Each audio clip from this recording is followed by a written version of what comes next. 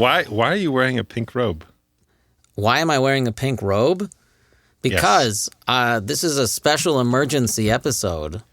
Emergency episode? This is a special emergency podcast, and I didn't have time to put on my clothes. So, That makes perfect sense, actually. Yeah, so I had to quickly drop everything I was doing because this is very important. And the story goes that this is... are you recording, by the way? I mean... I'm recording. I mean, I know that we threw this together here. Yes. So the story goes that that I just got married. What? A few days ago.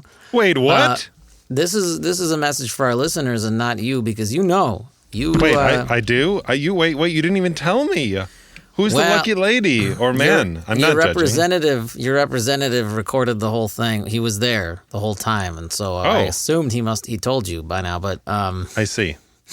Oh, look, you have a light on you. I do. It's finally fixed. I've been fixing it as we've been talking. But there was such an emergency, it wasn't even ready. I know. This is very so it actually just kind of works out, because the thing is, I've been very busy because of the thing, and I haven't had time to prepare for a proper bi-weekly episode. Hold on, wait a second. Wait. What? Wait. Why does a wedding make you busy? Right. Well, that's a topic for another episode. Okay. Actually. Okay. No, we'll put that in the Mad Hat.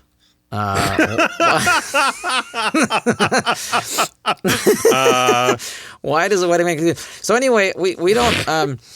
it actually... And it just so happened that this emergency situation came up, and so even though this is the 2 week, every 2 week period, the timing of this emergency was very appropriate, because that means we can just kind of do this impromptu podcast that doesn't require as much preparation on my part. So this is good. But it's also, this is very important because this is an emergency update from 1999. Right. Yeah, and it's they heard it already at the beginning. I got it. So this is emergency update from an event that took place in 1999, which was covered. There was an emergency coverage of it in 2018. And was it that long ago? My goodness. And so we're actually. And it actually is kind of going off of the, our last episode was about time we got in trouble at school. That's true. I remember. Yeah, we talked about we talked, even at the end of the episode, we said, there's this one story that we didn't tell, we didn't have time, and it would be good to tell that in like a special episode. So we are going to tell that story now, except that we then remembered, wait, we already have a recording of my telling this story. How is that possible? Well, you took me to a special. You took me on a special date. I did. It was nice. It was back a birthday when we were present. Partners. It was a birthday present. Yeah, that was back before we were business partners and we were romantically involved. It was a steamy affair, and we absconded to downtown Chicago to we did to record my telling of the story. That was so great. Yeah, it was. Should we tell them what this was originally recorded for? No. Okay. We should say that we were unlike the shabby setup we have now. We were in a professional booth. Yeah, recording actual stuff, right, with actual audio engineer monitoring it while we were recording. Yeah, it was not that professional, but it was pretty. It's pretty good. My recordings are better. Anyway, no. Yeah, we did a fancy thing, and we recorded talking about this very time when I was suspended, and this is the story of the.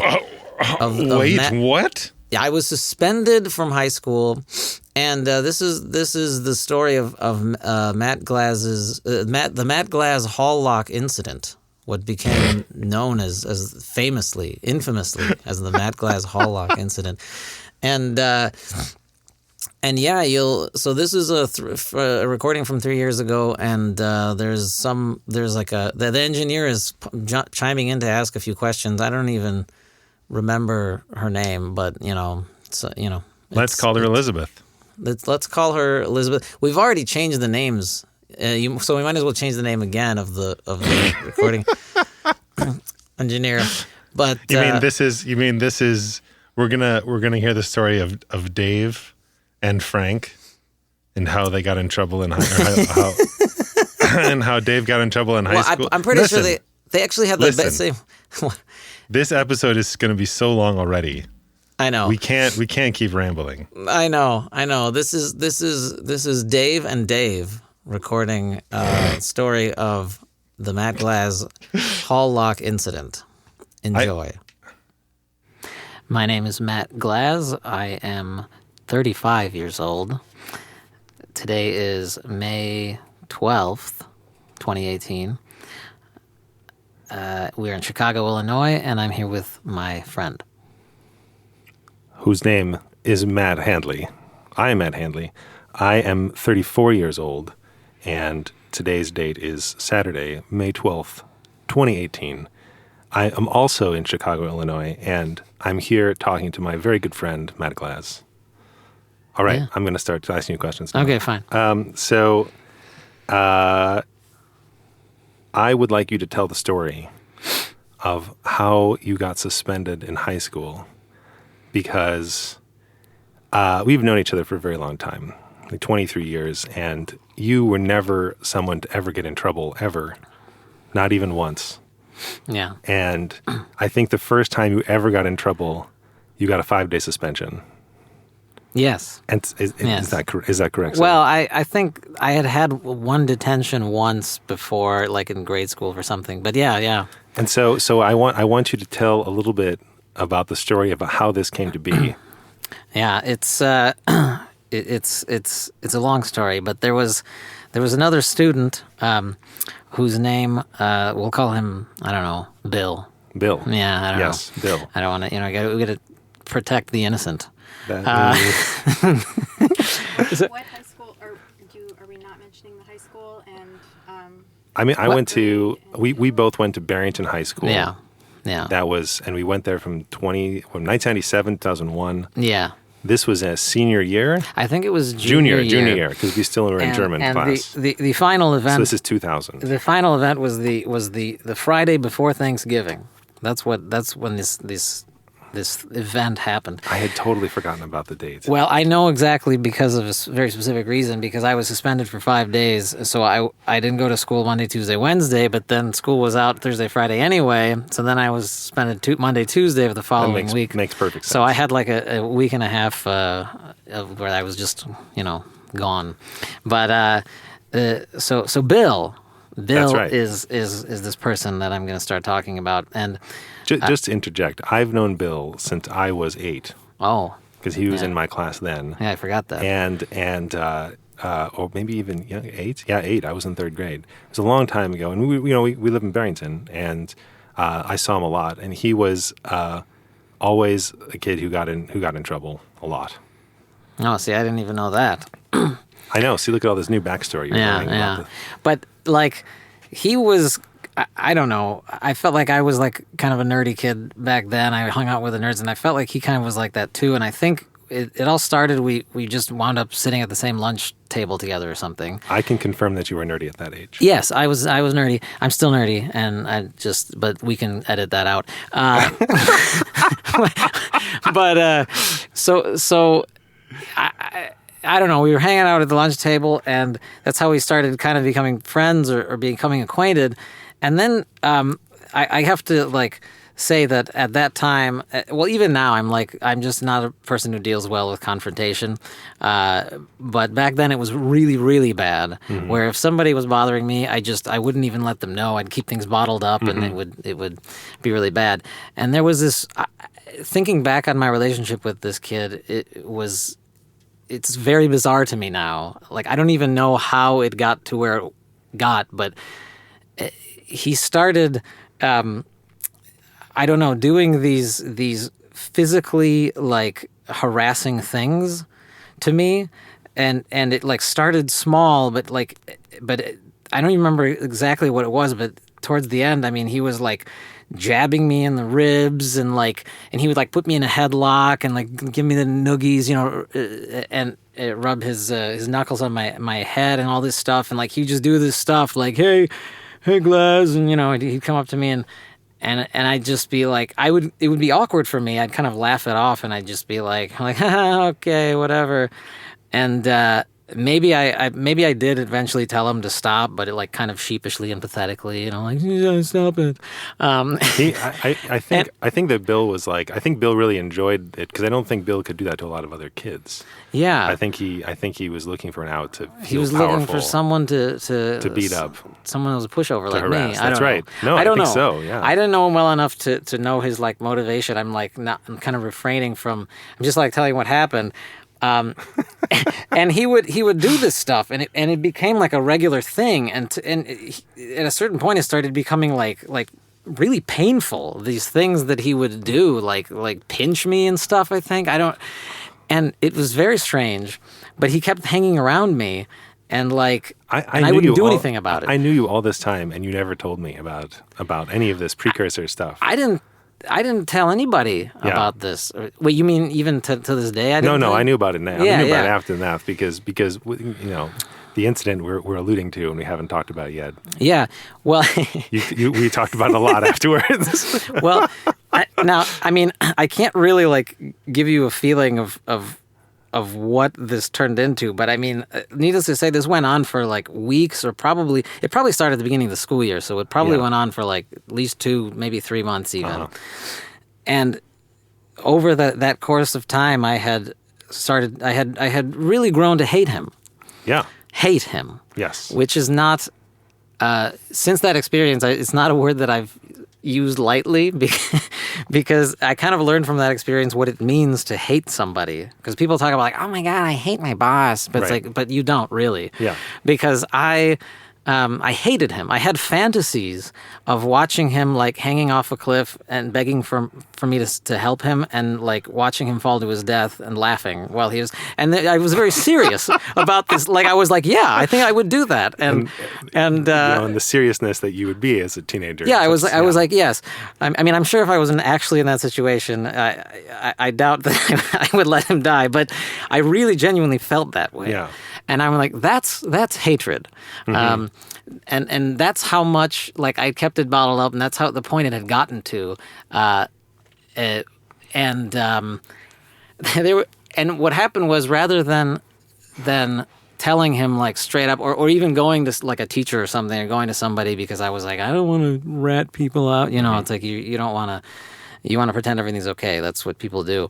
And so, but the way I did it is I just started being like mean to him verbally. Like it was like passive aggressive. I would just kind of like rip on him with my other friend. That does sound like something you would do. Yeah, I would just like kind of make fun of him, because I hated him. Mm-hmm. And he wouldn't leave me alone. So I was just like, all right, if you're going to be here, then I'm just going to like be a jerk to you. So before this incident, right before Thanksgiving, there was a weird thing that happened. Yeah, you told me about. And I don't remember involving a car.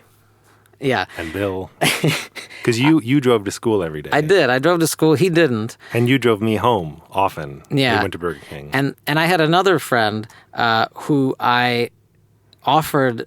So we were all in gym class together, and at that time there was renovation going on, and they didn't have anything for us to do in gym, so we'd like just walk around. Oh, I remember that. Yeah. I'd forgotten it completely. Yeah, they just have us walk around the football stadium and so we'd just be walking and talking, and he would always follow me around and be there, Bill. That's so weird. But I had another good friend who was with me, and we kind of would rip on him together, and like make fun of him and stuff, and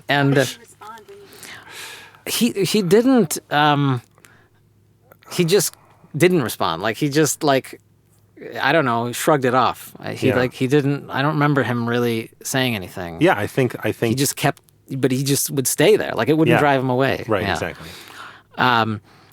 But there was one day when we were in gym class, and I offered my other friend a ride. I'm like, hey, I should drive you home today. It'll be fun. Right. And he was like, okay. And then Bill, Yes. who's walking alongside us, says, oh, can you give me a ride too? And I said, no.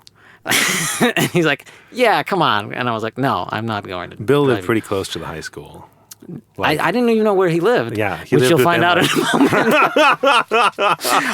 I said, no, I'm not going to drive you home. And he said, oh, come on. He's like, yes, you are. Yes, you are. Like he Yes. thought I was bluffing or something. Yes. And I'm like, nope, I'm not. So then the day goes by. He meets me after school, and he's like, so you're going to drive me home, right? I'm like, no. Yeah. And I'm like, I'm leaving now. I'm going home. I'm walking to my car. And he's like, no, come on. So he starts following me.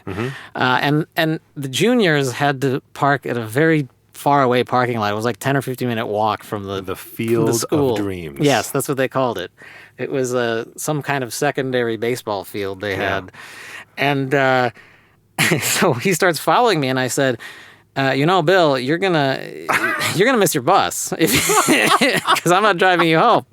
And he said, and he's like, yeah, you are. Come on. Well, at this point, you have to because I'm gonna miss my bus. I'm like, that's not my problem. Yeah. We finally get to my car, and of course, I had a very old, like 1985 Cutlass Supreme that was a hand-me-down from my brother. That's right. But it worked, and it was a car. It worked most of the time, but Yes. on this particular day, my battery was dead, and I needed a jump start. So some fellow student helped jump my car, but in the meantime, we had to have the car doors open and everything. Oh, my goodness. So Bill just crawls into the back seat of my car, Wow. and once the what's that? Did you know? Oh, yes. Yeah, he was there. But I mean, I couldn't do anything about it. I was tied up trying to get my car to start. And so he says... And this took some time. yeah, I mean, by now it was too late for him he'd to already get missed home. the bus. Yeah. And I said... and then finally I got my car running, and I said, okay, Bill, my car's running. Get out of the car. I'm going home. And he said, no, you're driving me home. And I'm like, no, I'm not. You better get out of my car. And he's like, no. I'm like, okay, you can stay in my car if you want, but I'm driving home. So why did you, why was this, like, is this part of this, like, passive aggressive thing? Yes. Your, like, reaction was to, like, sort of just say, I'm going to go home anyway, and, like, I'll just pretend you don't exist and see what happens. Yes, I had, out of the very principle of the matter, that I shouldn't have to even be inconvenienced to deal with him. Yes. So I'm going to go about my day as I normally would. Sure. Because I was that immature about dealing with this whole situation. And this was, I think, probably like very close to, this was probably like a week before the incident Right. that we're about to address. Yeah. But he, so I did this. I drove my other friend home. And you lived in Carpentersville, which is at least 20 It's like minutes 20 away. minutes away and from the high school. And it turns out it's in the wrong direction. Oh, yeah, From and- John's, and from Bill's house. And he kept saying along the ride, he's like, okay, Matt, if you turn around now, you can still drive me home. And I said, I told you I'm not driving you home. So all right, long story short, I drove all the way home, and I pulled into my garage, and I'm like, get out of my car. and he's like, oh, our engineer thinks I'm a terrible person. I just looked at her facial expression. Terrible judgment. I mean, I'm judging you now. Yeah, well, Still, these years later. Yes. Now I'm just curious because now this guy's at your house. That's right. Yes, he's at my house, and he's in my car in my garage, and I'm arguing with him. I'm telling him, like, get out of my car. And it's important to understand, too, that this is before the days of cell phones. So, like, Yeah. Bill doesn't have a cell phone. Yeah. Like, the only way you can contact your parents, or Yeah. his parents, is, of course, to use Well- your house phone. Well, and so eventually he started pleading with me, saying, okay, can you at least let me use your phone to call my parents? And I said, no. I said, get out. And then my dad comes out and sees that we're like these other kids in my car. Your in the stern My stern Polish father. Polish father. Yes. And he comes out and he sees us kind of like arguing about something, and he's like, well, what's going on? Yes. And this scares Bill away, and he goes, oh, nothing, Mr. Glass, I was just leaving. And then he just walks off and disappears, and I don't know where he's going. And I was honest with my dad. I told him what happened, and my dad's like, "Well, you should have gone to the teacher and told her or something." Yes, right. And I was like, "No." Then I'd have to waste time going back to the school. And the Anyway, principle of the matter is you shouldn't have to be inconvenienced. exactly. That's right. So I left this poor kid stranded. Your righteous in this- indignation still in comes this- through. stranded in this subdivision he'd never been to or something. Actually, so then I got to to school the next day, and another kid who I didn't even know lived in my neighborhood walked up to me and said, "If you dump Bill at my house again, pain will ensue." and I was like, "Oh, I guess that's how he got home." Apparently he knew that this kid he happened to know that this other kid lived in my neighborhood, and he went in knocking on his door, and like this kid drove him home. Oh my gosh. So The guilt is coming back. I haven't. This is interesting. I feel so Bill was very like aggressive to you. You were passive aggressive back. It's not a good relationship. no. Now he's left. Now you did this thing. Yeah. And so time advances and like a couple days pass. Yeah, and so we're nothing in, had changed though. I remember. I don't know. I'm assuming. but it was like this typical thing. But then for some reason, like, it's. I think if I remember correctly, this is like as the school day is ending, you are both at their lockers or something. Yes. So it's Junior lockers. It's the junior lockers. So it's Friday. It's just after school. Everyone's out in the hallways. We're getting our stuff, and it's Thanksgiving next week. And then this friend of mine comes up to me, and Bill also wanders over, and so they're both standing there, and I'm getting my books in my backpack, and this friend of mine, I guess we should give him a name too. I don't know, Chuck. Chuck says, "Hey Matt, I was thinking maybe you and me and the other Matt, you, or a few friends can go bowling tonight. You want to go bowling tonight?" Yeah, bowling. Yeah. And I was like, "Oh, sure." And then Bill chimes in, standing right there, and says, "Ooh, can I come too?" And then I just said to him, "Nobody invited you, Bill." Oh, gosh. Because I really hated him. Yes. And yes, the repression of this anger is and building up. He didn't like that so much. So what he did was he took the palm of his hand and pressed it to one side of my head, and then he slammed my head, the other side of my head, into the locker. Yes, which was open. So it was the inside of the locker that had like kind of sharp, like unfiled like metal, whatever. And the highest quality Barrington school lockers. Yes. And I feel like he did it like 2 or 3 times or something. Sure. And it really hurt.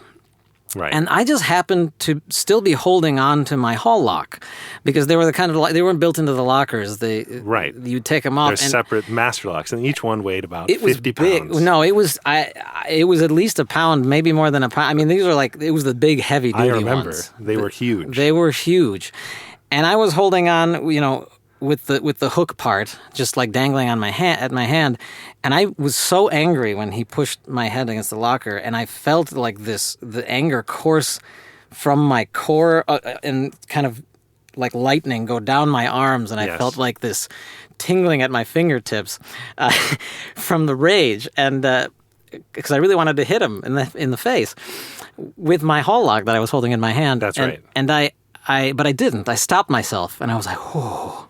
And I turned to him and I said, "Bill, that was very close because I almost hit you in the head with my hall lock." Yeah. And then the next thing that happened, this is probably the most puzzling thing, is that Bill slammed my head into the locker one more time. That's right. I don't know why exactly he did that after what I just said. And then I had this moment after that happened where it was almost like a very rational decision. I remember thinking, well, I said I'd do it. So I lifted my arm up in the air. Yes. And the lock came down onto this very center of his forehead. Wow. It was actually pretty remarkable aim. And I'd had enough of this kid. And it was with such force that he staggered backwards. Yes. And he was dazed for a moment. And I saw the gash in his forehead, but there was nothing else. There was no blood. And I was like, huh, that's weird. And then like a few seconds later, with like a delayed reaction, it's just like a leaky pipe, like just streaming out. Yes. My head wounds bleed. Yes. And, a lot. And then he cursed and slammed my head into the locker one more time. I just imagine both of you like looking at each other, like for this moment, Yeah. just of like, well, that like a line has been drawn, like a step, like something permanent has been created between us now. Yeah, I don't know that we were aware of that at that moment. Oh, but man. It was, but he. So he slammed my head into the locker one more time after Yes, that, right. even harder than before. Right. I actually had like a bump. I'm sure he was like- angry. Yeah. And that time, I actually didn't respond because I thought, okay, that one I deserved. I remember thinking that I was like, all right, that's fair game. That one's fair enough. Yeah. And then I had this moment of absolute denial where I was just like, you know what? I'm not dealing with this. I'm going home. And I turned around and started putting my books back in my bag, like Yes. just keeping what I do. And Are then, there people around? oh yeah, well, Sort of. yes, I but think because you were always so slow in getting your stuff together that by the time you got your stuff together, all of the kids, all of the students who would go to the buses had probably gone already. But I think there were people. I just don't. I was such in like a tunnel vision. I didn't. That's right. I don't remember anybody reacting at that Yeah, moment. your rage vision just sort of Yeah. focused on poor Bill's face. But so I was just like, I'm gonna put my books in my book bag, and then I hear my other friend behind me. I hear voices behind me, and my other friend saying, "Bill, you're bleeding, bad." And he's touching his forehead, and he sees the blood on his fingers, and he says, "Oh man." And then he starts, he's like swearing at me or something. And then he had this like pathetic puppy dog moment where he's like, "Matt, if you go to the nurse with me, I won't be mad at you." And I was like, and just you're both 17 Yeah, years old. yeah. Almost. And that was the moment. 17. And that was the moment where I was like, I can't get away with this. I'm like, I have to deal with this.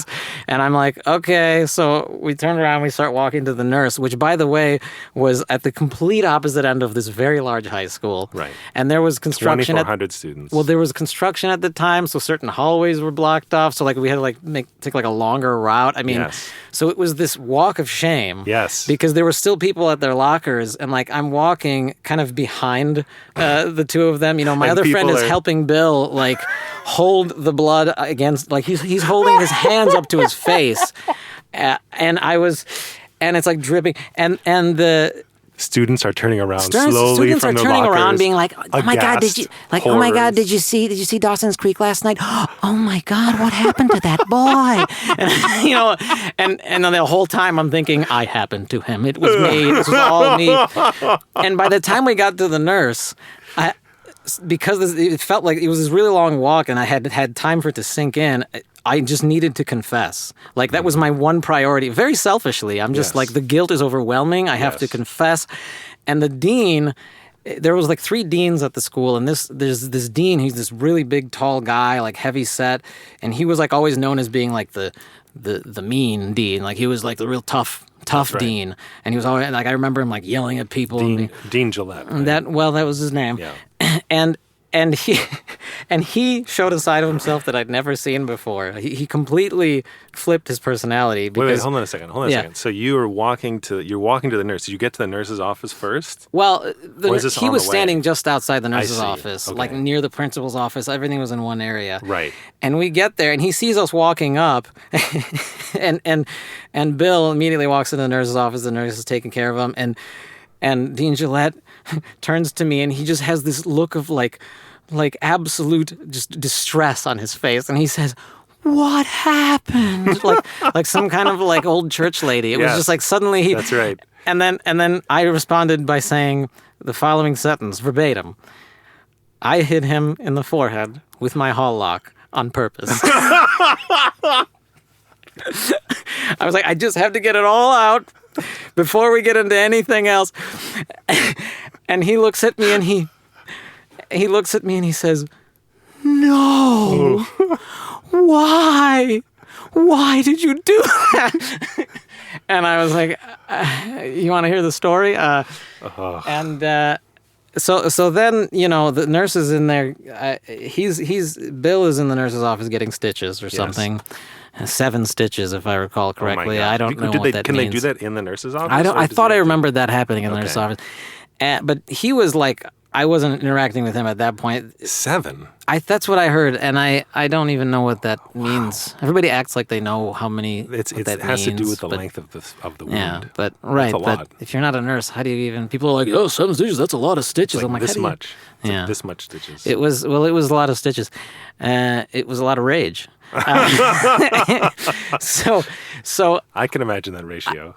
So the next thing that happens is I'm taken into the principal's office, but I wasn't in the principal's office per se. It was like a suite. The principal had a suite. Yes. And it was like the waiting room outside the It is principal's. Barrington. Yeah. And you know, I was in the room where they keep the candy dish. Right. Not in the room, the principal's desk itself, Yeah. which has the bottle of bourbon and the Yeah. loaded revolver. No, I don't Whatever know. else. Yeah. The film noir or something. I'm thinking. So a different dean sat down with me, and this was Dean. I think her name was Malik or something. She was. That sounds right. She was my was dean. the I never polar. saw her. She was the polar opposite. She was thought of as the nice dean, and she was. Yes. She actually was like a frail, small, old woman, and or middle-aged woman or something. And she sat down to me. And she's like, "So what happened? Can you tell me what was this boy bothering you?" And so like I told the whole story to her, and she said, "Well, you know, Matt, here's the problem. You know, when you hit him with that lock, that's considered a weapon. You used a weapon, and you know what I would have done if I were you? I would have dropped the lock and just decked him. I would have just slugged him in the face." I can completely imagine. And you I saying was that. like, my whole world was blown. I'm like, these authority figures are like, I'm like, well, that's not supposed to, you're not supposed to say that. Right. As you're not supposed, that doesn't, it was like a life-changing revelation yeah. that, wait, you're not just an authority figure. You're like a human being leveling with me for some reason. And she said, you know, since you used a weapon, we have no choice but to suspend you. It's an automatic 5-day suspension. It's like a district policy or something. And I was like, yeah, okay. She's like, well, you should have come to someone. You should have said something. And, which is true. Well, yes. completely true. Completely. This is the disclaimer. Don't try this at home. This is not. Do not. This is the wrong way to handle things. And then, so that happened. Then there was a school police officer that was just on the school grounds all the time, and so he arrested me. Because he was obligated to. Because he was of this obligated rule to. book. He brought me out in the front of the school, like right in the front entrance of the school. So that was like, you know, there's more shame there, just Yes. right. And he handcuffed me Right. in front of the police car and everything. Yes. And, you know, and I'm like, oh God, the guilt is just getting even worse and worse.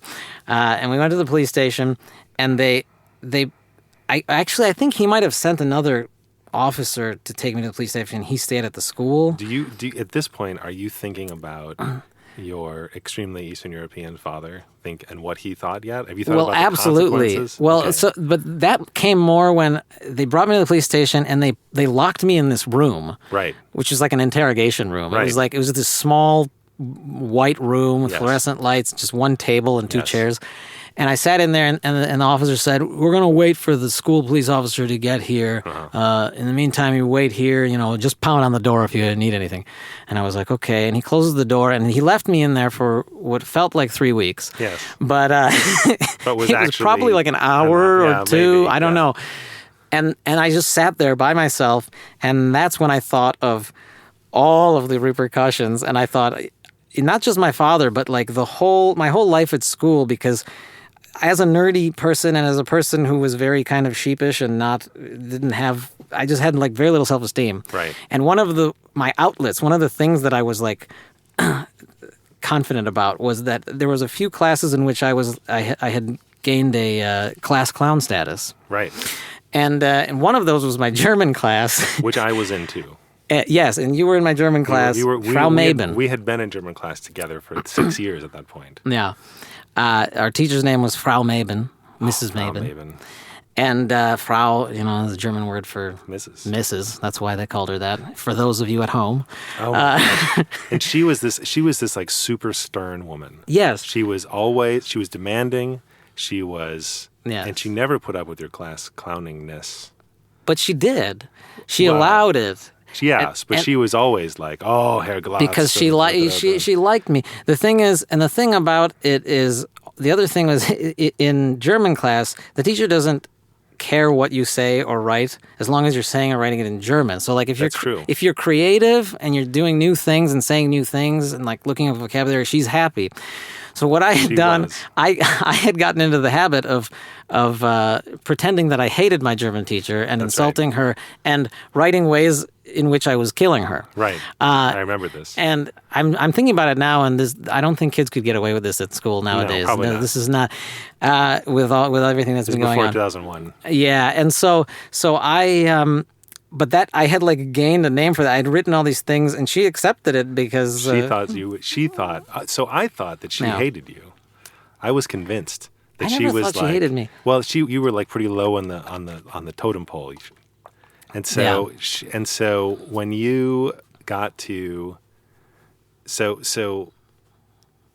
after you went home or something after the police officer, your father came to pick you up. my father came to pick me up. and, yeah. and he was disappointed.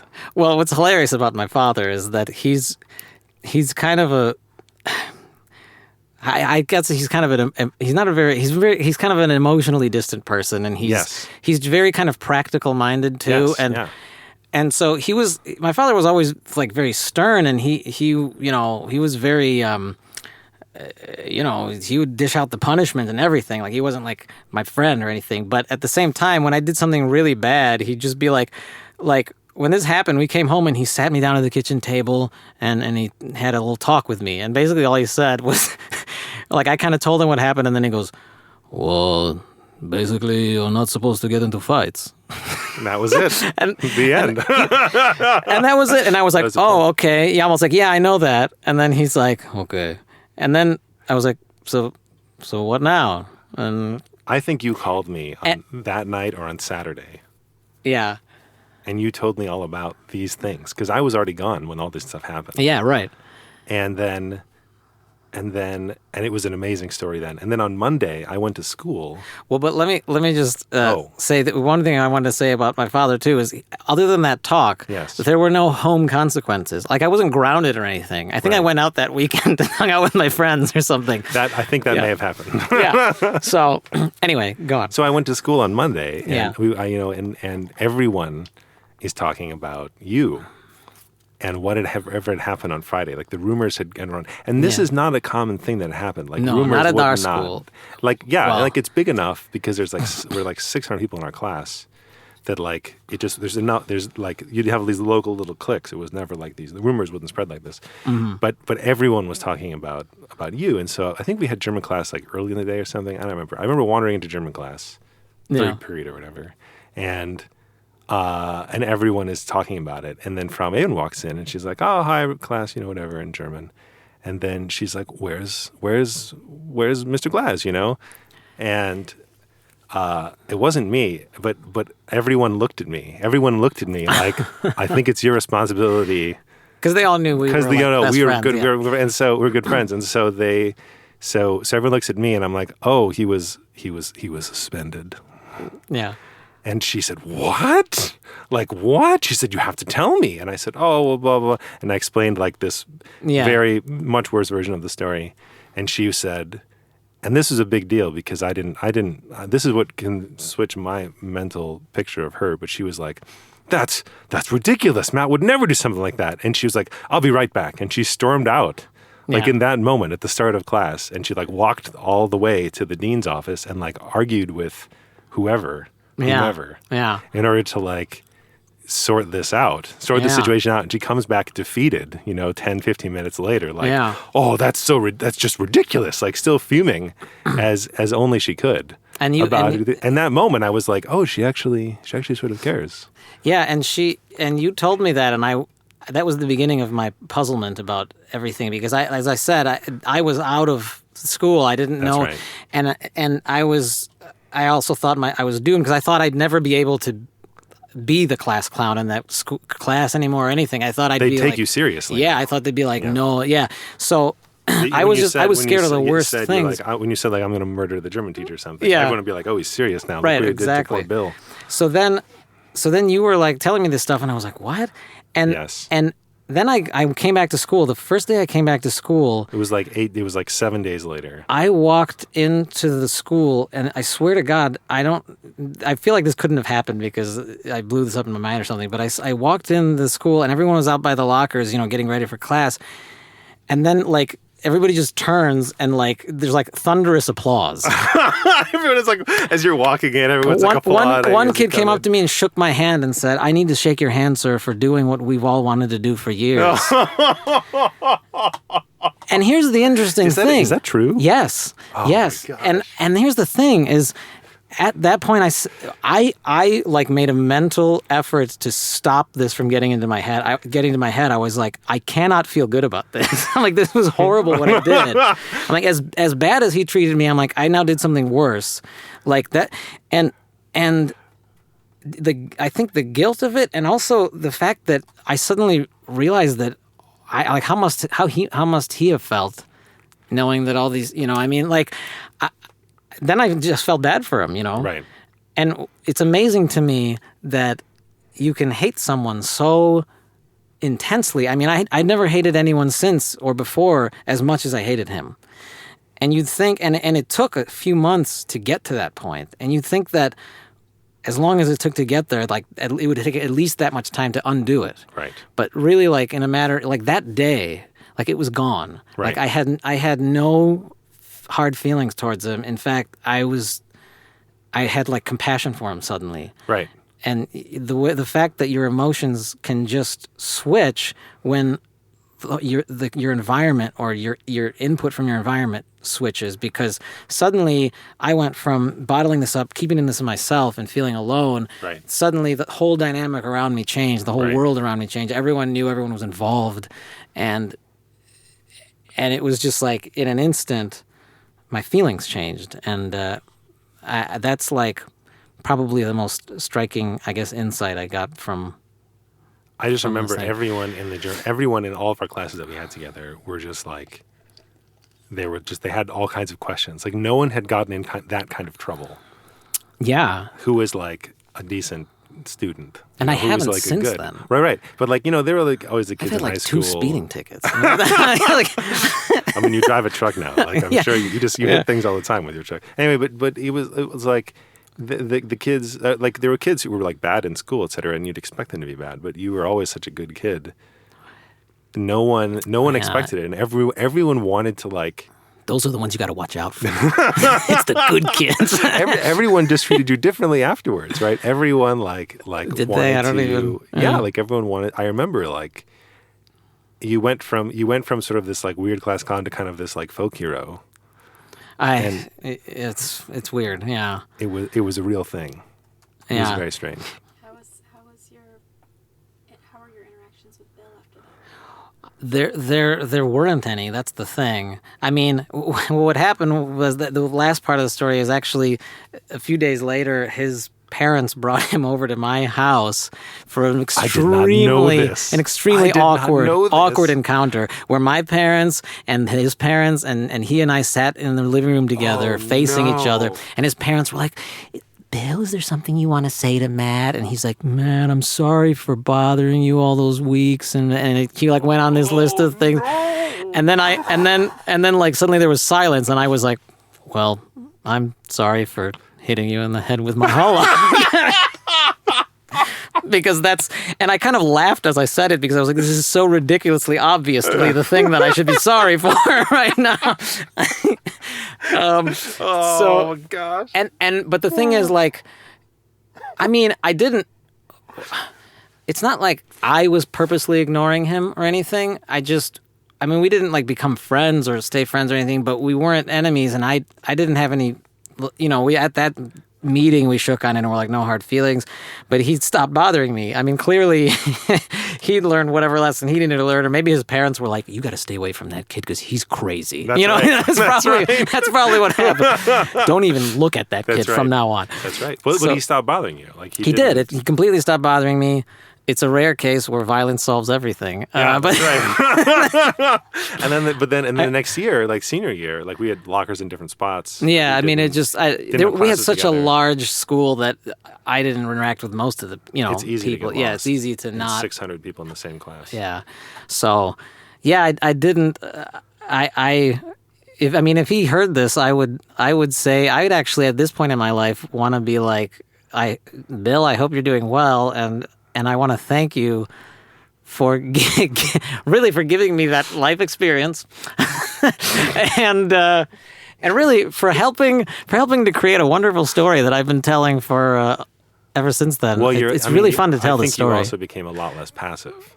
Yeah, well, I think you became more assertive. That's the most obvious lesson that I'd like to say I took away from it, but I don't feel like I, at least, didn't learn to apply it right away. I mean, since then I've had numerous encounters of similar kinds of things that didn't result in hall locks, didn't result in violence, but I still am not the most, like assertive person, but I did learn that to some degree, yeah, and I've learned that gradually over the years since then, I think, but, yeah, that's my story. That's such a good story. Looking back on it, do you understand any more than you did at the time why he was antagonizing you? I think it feels even weirder to me now than it did then. Yeah.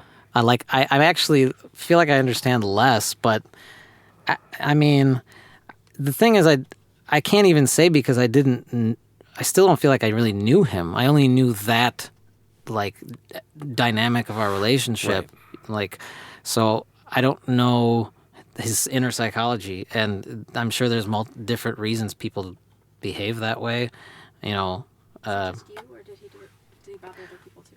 I don't know. I don't think he bothered other people to the extent that Bill bothered you. Yeah, I think I think you were just such an easy target. Yeah, he sensed that he could get away with it. He could push it further and further with Exactly. me, Which was true. Yes.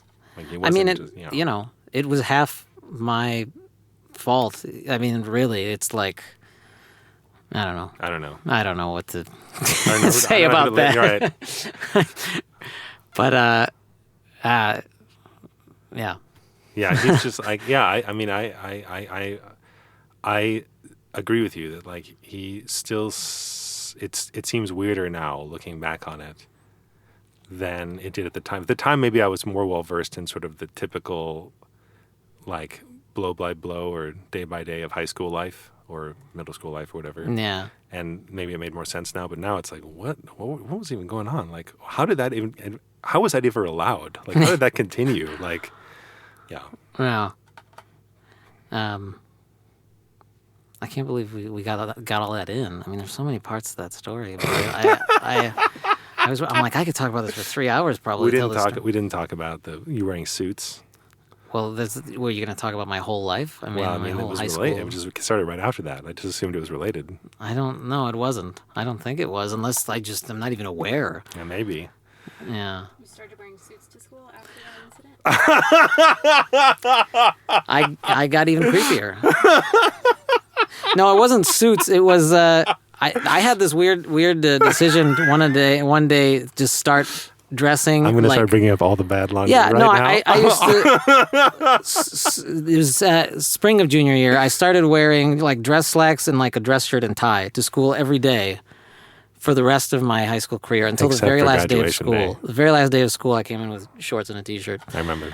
It was kind of a dare. Like my friend was like, "You're not going to do that." I'm like, Was that bomb? You know what? I will. Yeah. And I did. Yeah, I'm a strange person. I have to say, it's been a while since I heard that story. Yeah. And it was delightful to hear it again recently. It was delightful to hear it again just now. And it was, and you're a terrible person. I am. Once a terrible person, always a terrible person. And As the yeah. saying goes. Yeah, I actually didn't technically ever go to confession about this, in a church with a priest. So this sin has not been forgiven. So you're right. I'm damned.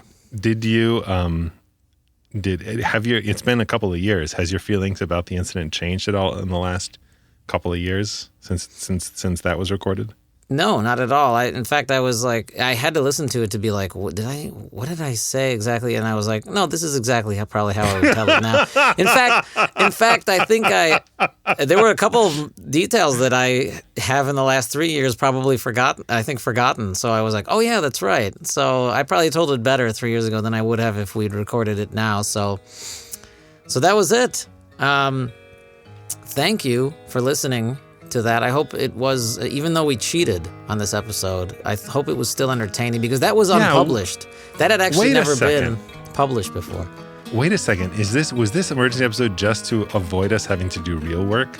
Well, I'm pretty sure I made that clear at the beginning. But I'm just saying that it worked out, that we had this emergency to address, that luckily it got me off the hook for doing the real work. So you know. Yeah. Okay. But anyway, thanks for joining us. Yeah. Congratulations on your marriage. My marriage, yeah. Oh yeah, you can see there's the thing. I wear it. I Look wear at that. I wear the ring. You got a ring, man. I wear it around the house. It's black like evil. It's so great. Even in my robe. Anyway, thank you for listening, everybody. We will see you next time. Don't forget to submit your topics for the Mad Hat, which we didn't draw from today, but tough shit. By going to Matt Glass. What is it? What's the website? You know it. You're so good. MattGlass.com. No, not Matt Glass. I'm such a narcissist. MattHatters.com. MattHatters.com. Yeah. .com. Goodbye, everybody. There is no song there is no band that contributed a song. This is just stock music I picked just for this episode. So enjoy it. Yeah. Okay. And we'll see you next time. Goodbye. Bye.